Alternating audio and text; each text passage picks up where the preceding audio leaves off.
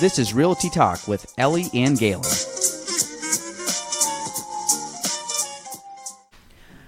Welcome to episode 3030 of Realty Talk with Ellie and Gaelan. We're back. I think this is the first time.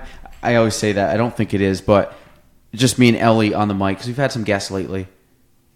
We had Jordan one day. We had Courtney one day. I think the last couple ones we've had some people. So back to your original hostesses with the mostesses. That sounds dumb. Whatever. We're not gonna cut that. That's if we had like one of those switchboards. Womp womp. Yeah, we'll put it in the budget. All right, so Ellie, let the listeners know. Since I haven't seen you in 3 weeks, even though we did a podcast last week, how have you been the last week? I've been good. I've been busy, but not necessarily just with real estate stuff. I don't know. Life's getting a little ahead of me right now, but I'll catch up. Good. There's just a lot. I think when someone says you just you jump and then you just try to find your feel like you figured it out on the way down kind of thing. Yeah, so exactly. That's what everyday life. Yeah. I think is now. I think it's just the new norm. Living the dream. Living the dream. So first thing we want to talk about, Kanan gave us the topic, surveys. This is kind of quick. We have a few kind of quick things here. Then we'll have some fun at the end with a late topic. So surveys. Kanan asked us, he's taking this course, he asked us about surveys, which actually I'm going to rant on this for a very small bit. We've ranted on this before. The fact, and this is not blame Kanan for anything, but the fact that he even asked this question is what pisses me off about the state real estate course is that, and actually the timing's impeccable because I had this exact issue pop up today, which is the first time I've had this issue probably pop up in 9 years. So it's funny how we actually asked it and then I can't say that's total baloney, and then now I actually have to say, well, to be honest, it does pop up once every 10 years pretty much. So, but he asked about surveying and how we figure all that stuff out. This is kind of like a lot of things. The state tests ask you questions that are outside our specific realm. Typically in this situation, I might have a general knowledge of it, but what I would say is, that's more of a question for a surveyor, how they do it. I don't know how they do it. I really don't. At the end of the day, it's a lot of stuff that I don't need to know. I really focus on my business at being good at what I need to know, and I trust inspectors and appraisers and attorneys and lenders and all these other people that they are able to handle and pay and do their job. I don't micromanage anything. I just put trust that other people can basically hold their end of the bargain and do their job. And that's why I try to pair up with people that have proven that they can do their job, because I don't want to have to worry about or micromanage somebody, especially in a different industry. So in regards to the survey, I had this issue come up. The person's buying a piece of land. The seller who is selling it has never even stepped foot on the land. They bought it in an auction years ago, turning around to sell it. We don't have anything surveyed or whatever. So the person doesn't know the actual boundaries on the property. Neither do I. Neither does the seller. All we have is a deed to go off of.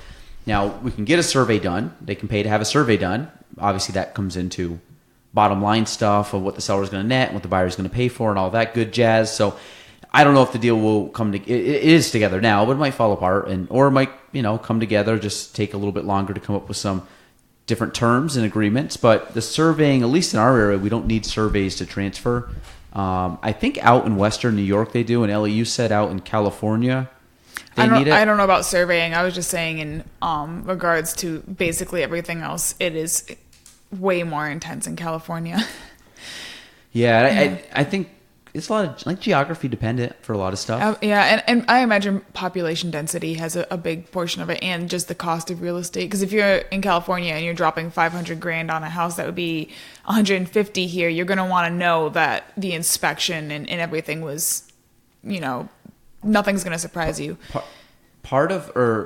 We've been doing this long enough up in this area. I find that we're very creative because there's a lot of different homes and it's rural, and we see a lot of issues pop up that you wouldn't see in like a city, because a lot of the cities are typically, I'm not saying all of them, but there's a lot of places in the country that have fairly new developments, meaning that they've been probably built semi-recently, maybe in the last 20, 30 years. To me, and a lot of them are kind of cookie cutter homes. So those to me would be easier to sell because of obviously figuring out values, it's easier. Also figuring out home inspection wise, probably easier. So I think that we really earn our stripes up here because we see a lot of stuff.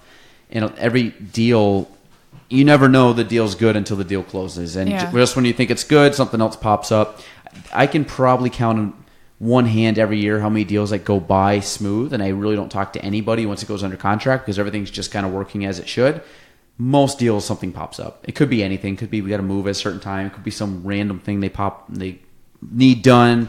But all right, that's it on Gaelan on surveys. To be honest, I don't have a lot of information on surveys. I think that's it. I mean, I don't think I've ever had somebody survey once. I've had someone. It was for USDA Direct, which is your favorite thing. So that they needed a survey, and the funny thing was, there was a survey in Champlain Park, which I was like, "You really? Like it's a quarter of an acre? It is what it is." But you brought up manufactured homes. I'm assuming. Go talk about that. Your topic on that. Well, I guess less my topic and more. It's something I pretty consistently ask you about, and I think that I ask the same question a lot too, because manufactured housing tends to be more affordable, but it's also very difficult to finance. And it's something that an issue that I have run into with some of my clients who have, lower income and they want to get a manufactured home, but they can't get a manufactured home with most of the loans around here unless they're putting a certain amount down, which they can't afford to do because they don't have a lot coming in. And it's just a frustration point for me, the fact that they exist in general, I guess. Yeah. Well, so I'm going to break this down. This is probably going to be our main topic of the day. Breaking down the difference between a manufactured home, a modular home, and a stick-built home. So a manufactured home, it's a single wide or a double wide. Mm-hmm. And I know I have people that listen to this that aren't local, some friends of ours that live in other parts of the country. We have a lot of double wides. They're very common in our area. Those are considered manufactured homes. Even if they're very nice, it's... Yes, and I've seen some beautiful ones. I sold one earlier this year for $100, and in our market it was $184,000. That's an above average home. Yeah. And it was a double wide, but it was beautiful inside. They completely gutted it and remodeled it. And to be honest, besides the fact that the outside looked like a double wide, the inside you wouldn't know you were in a double wide. But in a modular home, what a modular home is basically a house that has been kind of prefabricated. You'll see them like on the oversized load trucks on the highway, and they bring them out to a house, and they pretty much put them together on site, but they've already been pretty much made off site. Now, those by bank standards and loan standards are considered, they finance them the same as stick-built homes. Mm-hmm. And the last one is stick-built, meaning from ground up, it was built with... Traditional built home. Exactly. Traditional built sticks, wood, China, fish. So sticks and wood, whatever. Mm-hmm. So when you talk about the financing aspect, this is what's good about knowing. You got to really know the financing aspect. So we kind of talked about the survey, how the survey I've had to deal with a survey probably 2 or 3 times in 9 years. Financing is almost, I would say 75% of deals that I do have some type of financing in them. So what has to happen is you have to know guidelines of financing. You got to be able to structure a loan correctly, because especially new agents. I have a deal going on right now with a brand new agent. First time I've ever really heard of them, and you've talked to them, and understandably they don't know all the nuances of the deal, and there's concessions. They don't really know what concessions are. I'm explaining what this certain type of loan would have to meet criteria and stuff. And again, they're brand new, and it's kind of like you when you ask me questions. I'm sympathetic to. I was new at one point, and I liked it when agents were nice to me about it and weren't being weren't being over the top and kind of having an attitude that I was a new agent that didn't know what they were doing. It's a learning curve. So I was kind of giving her some thoughts and things that basically I would give anybody, even though she's not at our company. And I think it would be okay. I think she was picking up on it, and she'll learn. But the idea is that you have to know what type of loans can deal with which properties. So a lot of times that's going to save you time, because if you rush out to show a property for someone that's a USDA and you're showing them a 1990 double wide, you can't finance it with the USDA. So save your time, save their time. And I made that mistake when I was first in the business, and over time I've gotten better, and I can save myself a lot of time because I really understand the guidelines of financing. So manufactured homes, anything prior to 2006, so 2005 or newer, you could pretty much do an FHA loan. I would say back to roughly the late 70s. I think it's prior to 76 or 78. That's when the guidelines for the banks are pretty, like, the number jumps up substantially. Single wides, those are a pain to do, no matter what. Most banks don't finance them. If they do, it's 20, 30, or it's probably 25% down. Even a house that's a single wide trailer that's been built around and does not look like a single wide anymore, but originally has the frame in it, still is considered a single wide, still is financed as a single wide. It's one of my biggest gripes, but it is what it is, and we have to obviously go by the guidelines. A 2006 or newer double wide, you can get a USDA loan through some banks, and the reason is the construction was different then. They're better constructed. Banks don't find it as risky to loan on those. Modular homes, you can do any type of loan on them. Yeah. Obviously we can get a little detailed, like, can you do a stick-built home in the city with a USDA loan? No, because a rural loan and in the city, blah blah blah. But traditionally, most of them you can. Stick-built, pretty much same thing. You can get pretty much any type of loan on those. Manufactured homes, usually you can do an FHA loan, which is 3.5% down. But like you said, if the price goes lower and the home's in kind of ratty condition, it might be harder to get a loan for that value. The hardest thing, which is going to kind of go away a little bit from this, is when somebody has a USDA loan. Typically, USDA loan is someone that doesn't make a lot of money, doesn't have a lot of money out of pocket, so they're going 0% down financing, and they can get 6% of the total price rolled into their closing costs in the form of seller concessions. So what happens when somebody's qualified up to $80,000 with a USDA loan? Well, most homes under $80,000 in this area aren't in the best condition, so it's kind of a catch-22. It's like, hey, I can afford up to $80,000 with a USDA loan, great, but the house also has to be in good condition. Well, if the house is in good condition, are they asking 60, 70, 80 for the house? Probably not. So it's a very tough sell. I've had some people, I had one couple this year, they're not working with me anymore. I think they got mad at me for not being able to get a home because of their loan, but it is what it is. God love them. But nice couple. They were a nice couple, but the problem was they were trying to find a home, and their financing was not great, and all the homes they were looking at were lower priced. And I told them, like, guys, you really have to be patient because it's going to be tough to find it. All of a sudden, they send me homes. I'm like, well, foreclosure, cash or conventional sale, or just cash or 203K loan, renovation loan. So you can't do a USDA loan. So. And of course, I think they got frustrated with all of that. But but there's certain things nothing you can do. You're held back by the guidelines of the loan. So the biggest thing is when you're looking for a house, know what you're gonna afford. Like, talk to your agent and say, hey, this is what my loan is. Like, realistically, what can I look for? Yeah. And I'm gonna tell you because one, I don't want to waste my time, but two, I don't want to waste your time. I don't want to waste the seller's time. Like, there's no reason to go out and look at a property that we know you can't get, so then why are we going to look at the property? Because at the end of the day, and then all of a sudden, if you fall in love with the property, well, you still can't buy it. So unfortunately, that's just the way that is. But manufactured homes, though, I think they're popular. You can do them. It's just most likely going to be FHA. It's tough, especially I've just this summer I've had a lot of clients.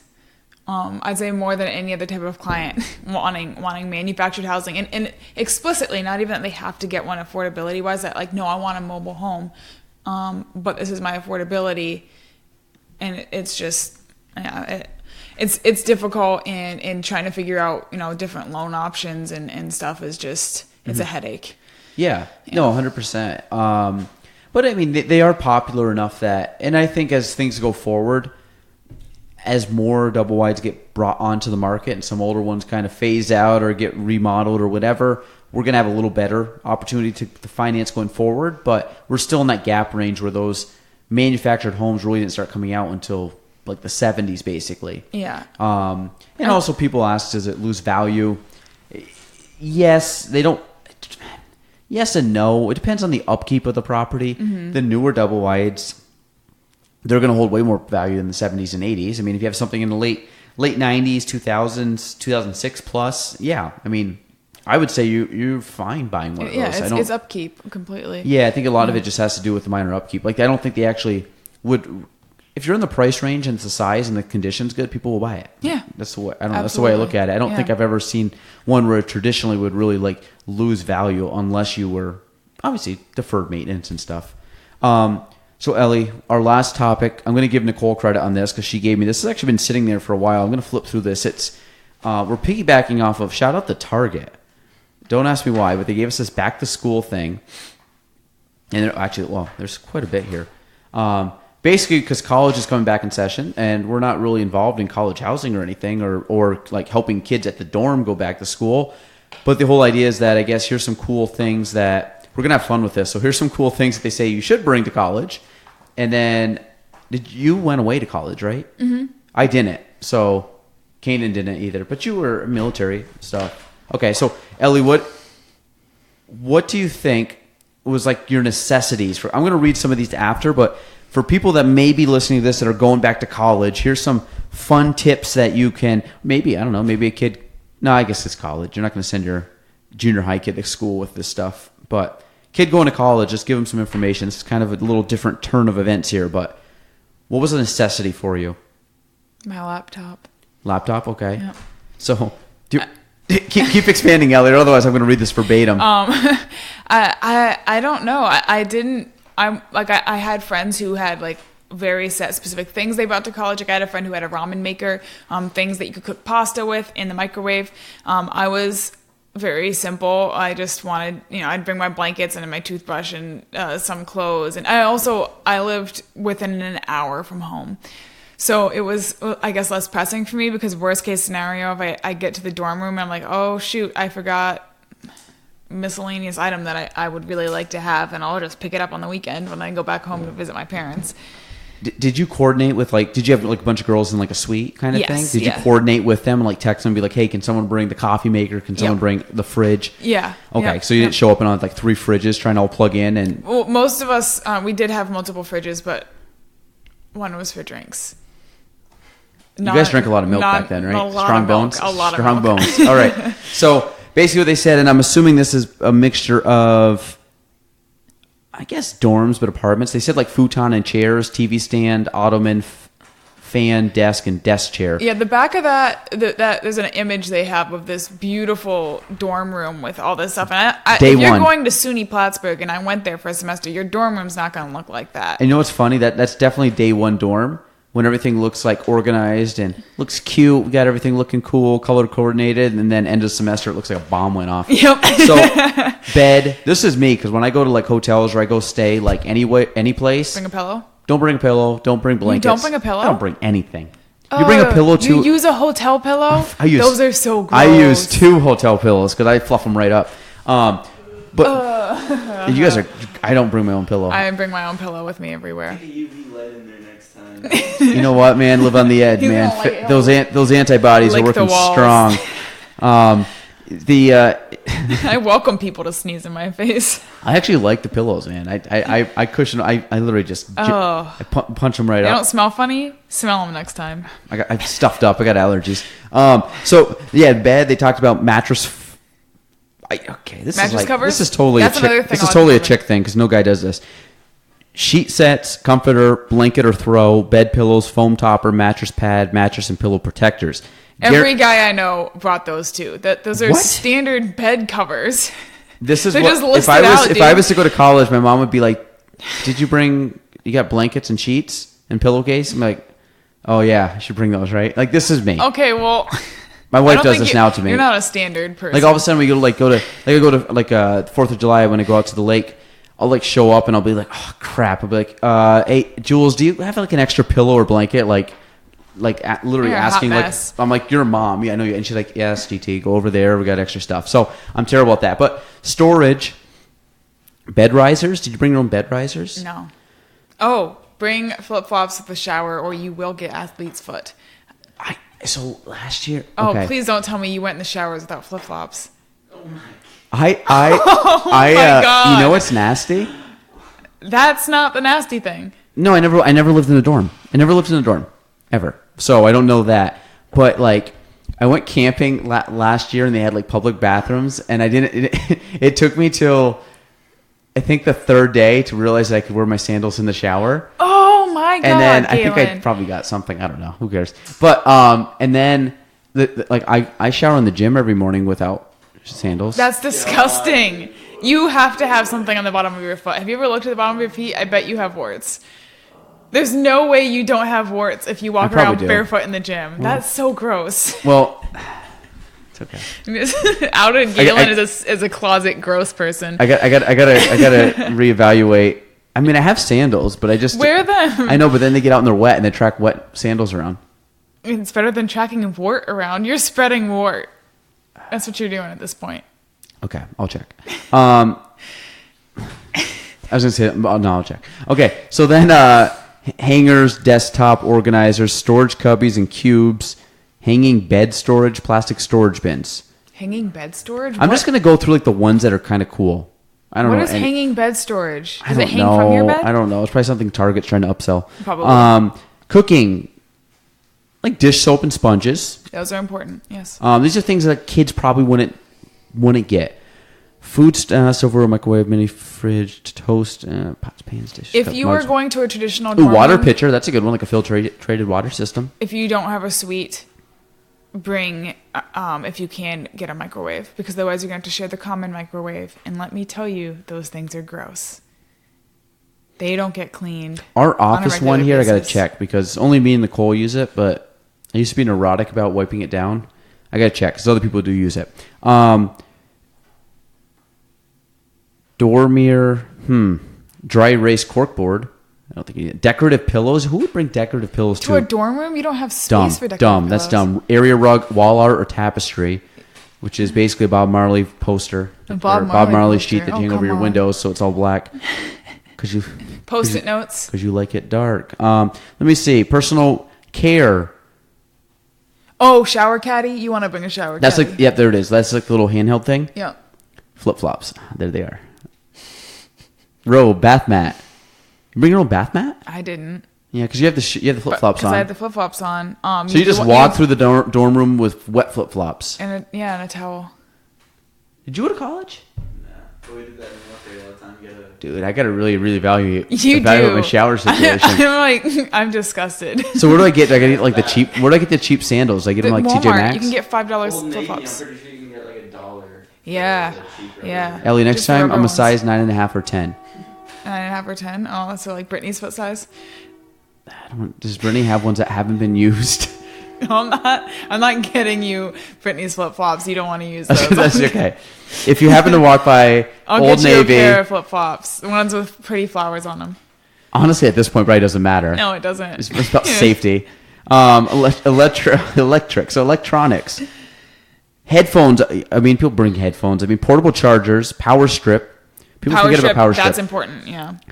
Bluetooth speakers, cool. External hard drive. External hard drive we use a lot because of videos and stuff. So I have one that Jordan uses. So I don't think I needed one in college. I always used just a my flash laptop drive. Yeah. I still had the flash drive, but I used that from high school on. Yeah, I just had like a USB, portable hard drive. Those are expensive.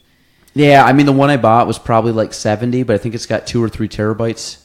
Which is quite a bit, but I can put a lot. 300 in college student dollars. Yeah, it's a lot of ramen. Cleaning, disinfectant wipes, clean people. Broom. Trash can, yeah, broom, garbage bags, air freshener, a drying rack.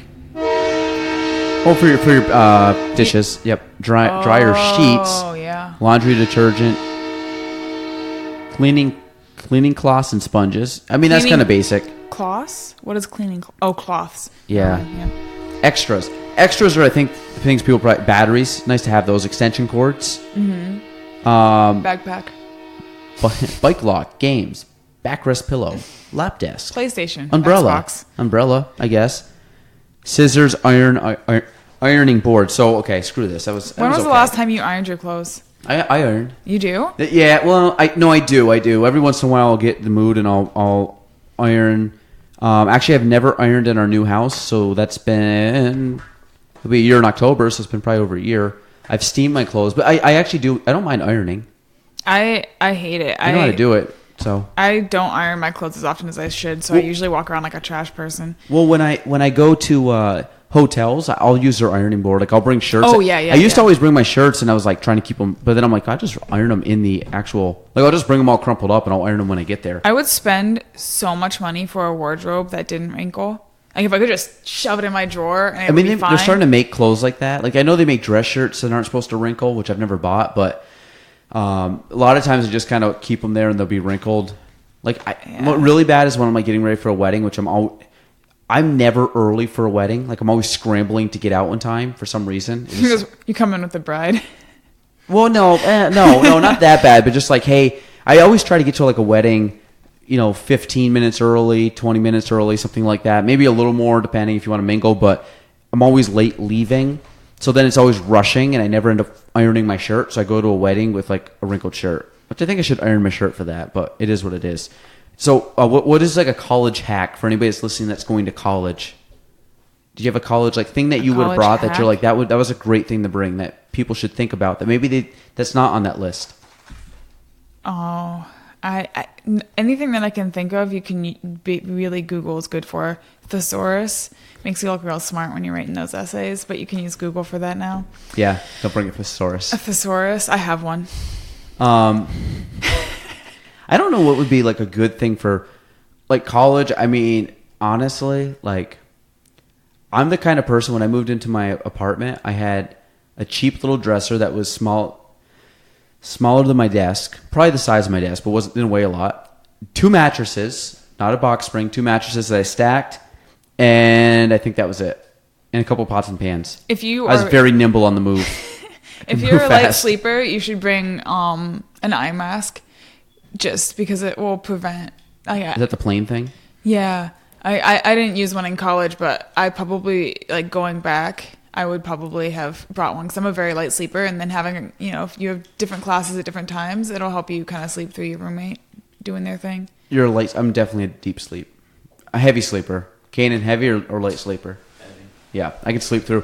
The train, going through here, I grew up, my bedroom was about that distance from the train tracks, slept through it all the time. So, all right, I think we're going to end there. Good, yeah. Ellie? Sorry, that was like abrupt. You need an office quote. We had some good, like, manufacturing stuff was good. The survey question was fair, was all right. It was probably middle of the road, and then college, whatever, that was just lame. Not as good. We didn't really have as much. I thought that was going more places. It's been too long since I was in college. I know. How long has it been for you? Like 3 years. It feels like a long time. 4 years? I graduated in 2011. What did we, 2019? What 8 years ago? No, it's been 4 years. I graduated in 2015. It'd be 8 years in December. Old fogey. Wow. Yeah, it's past. Wow, time flies. Okay, office quote, Ellie. Give it to us. Okay. You'll know what episode this is from. What door's locked? Oh, she probably locked it because of the podcast. Jeez, well, welcome to see, or good to see you too, Jordy. Jordy just walked in and just started raining on our parade. Jordy, we're right in time for the office quote. We're going to sign off with the office quote. Oh, also, there's stuff that you have to grab your drink books over there. Oh, from the quote? Yep. Okay. Sorry, folks. Office quote. Sorry, Ellie. Go back into it. I just did it. You have to guess what it's from. I don't remember. Do it again.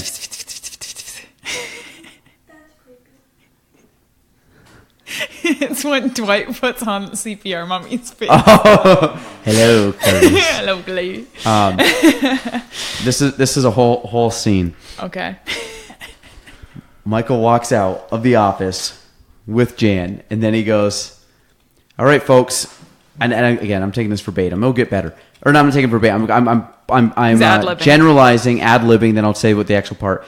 When he walks out and he says that they can't because of like the sexual harassment or whatever, and then he goes, so no longer send emails and do all this stuff. No more jokes. No more jokes. And then Jim leans back and he goes, does that include that's what she said? And he goes, yep. And he goes, man. He goes, what do you go? He goes, oh man, that's disappointed. He goes, that's gonna be really hard. Okay, I guess. Do you think you can go all day long? I know. I guess I know exactly. So he goes. Oh, that's gonna be really hard. And he goes, you think you can go that long? We always left me satisfied and smiling. And then Mike goes, that's what she said. So Michael. that's one of the best ones. Actually, if anybody goes on and Googles or YouTubes, sorry I butchered that, but if anybody Googles or YouTubes, I think they do a whole thing where they say every that's what she said through the whole series. And some of the best ones is like when Michael says something and they pan to Jim and Jim mouths it and goes, and mouth it as Michael's saying it in the background. Or Michael says it to his own thing. Can you put your mouth on it? Did you write those down? I just listened to like this. How do you even use that one in a sentence? That was the one last night that I said, put your mouth on I it. was looking for balloons or something. Jordy's just judging us. All right. Okay, Jordy, get out of here. Oh, Jordy, also, there's like 15 minutes on the beginning of that video you have to We've cut been out. talking for a while. 35. Oh, my It's 35 God. minutes long. Oh, yeah, and we're 30 minutes right now. Okay.